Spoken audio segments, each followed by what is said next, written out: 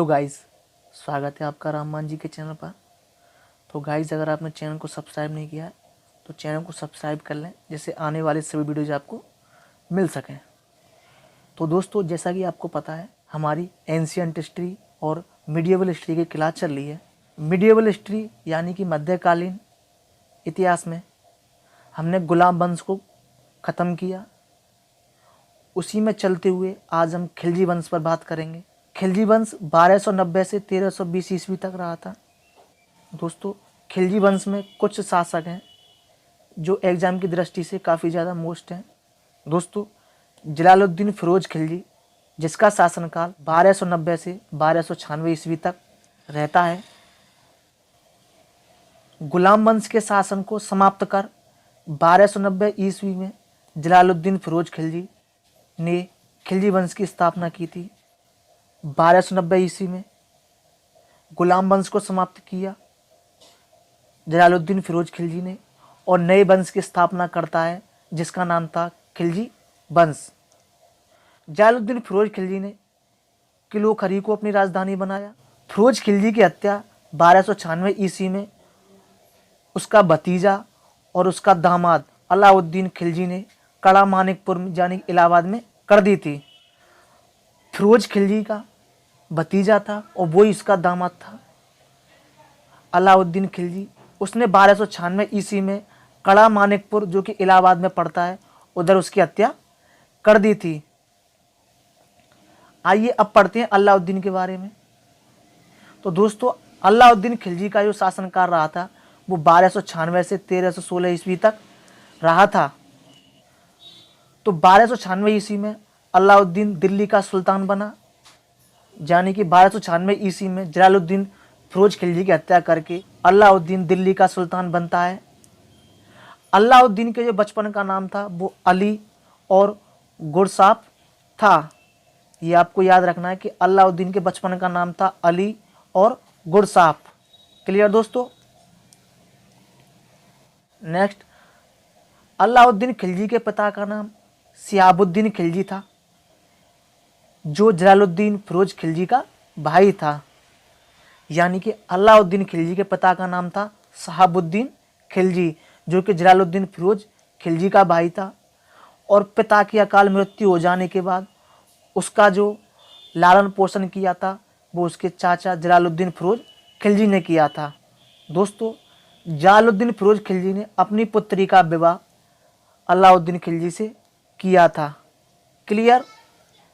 अलाउद्दीन खिलजी ने स्थायी सेना रखी थी और सैनिकों को नगद वेतन देने की व्यवस्था भी की थी।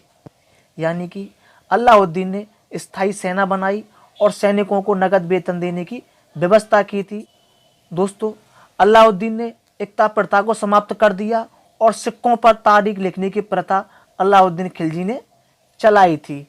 ये आपको क्लियर करना है कि जो सिक्कों पर तारीख लिखने की प्रथा है वो अलाउद्दीन खिलजी ने चलाई थी। इतना ही नहीं, अलाउद्दीन ने घोड़ा दागने एवं सैनिकों का हुलिया लिखने की प्रथा चलाई थी। यानी कि घोड़ों को दागने की प्रथा और सैनिकों का हुलिया, कहें तो उनका पहचान पत्र रखने की प्रथा भी अलाउद्दीन ने चलाई थी। दोस्तों, अलाउद्दीन खिलजी ने बेईमानी को रोकने के लिए मूल्य नियंत्रण प्रणाली या बाजार नियंत्रण प्रणाली की व्यवस्था की थी। यानी कि अलाउद्दीन खिलजी ने बेईमानी को रोकने के लिए बाजार नियंत्रण प्रणाली या मूल्य नियंत्रण प्रणाली की व्यवस्था की थी। इतना ही नहीं, व्यापारियों में बेईमानी को रोकने के लिए कम तोलने वाले व्यक्ति के शरीर से मांस का टुकड़ा काट लिया जाता था।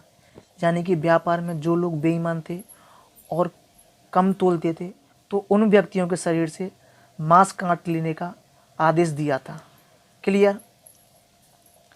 नेक्स्ट, अलाउद्दीन ने राजस्व एकत्र करने के लिए मुस्तक राज नामक अधिकारी की नियुक्ति की थी। यानी कि अलाउद्दीन ने राज्य का जो राजस्व एकत्र किया जाता है उसको एकत्र करने के लिए मुक्त राज नामक अधिकारी की नियुक्ति की थी। दोस्तों, अलाउद्दीन ऐसा शासक था जिसने इस्लाम सिद्धांत के अनुसार शासन नहीं किया था उसका मानना था कि धर्म और शासन को अलग अलग किया जाए, तो उसने शासन जो किया था वो धर्म से अलग किया था।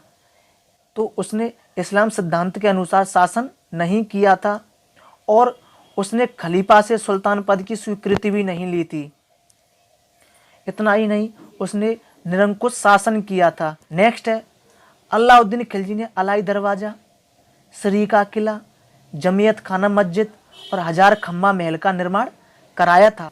याद रखनी है आपको कि उसने अलाई दरवाज़ा, श्री का किला, जमियत खाना मस्जिद और हजार खम्बा महल का निर्माण अलाउद्दीन खिलजी ने कराया था।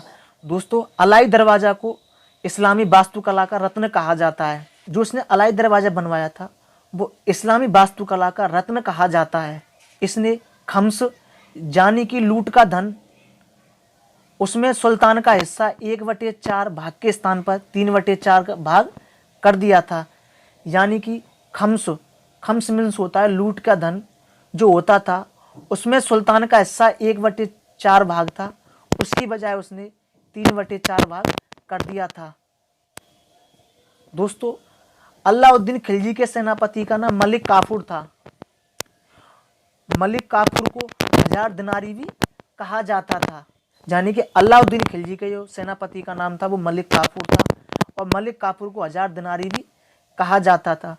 दोस्तों, मलिक काफूर के बारे में हम नेक्स्ट वीडियो में पढ़ेंगे ताकि वीडियो ज़्यादा बड़ी ना हो।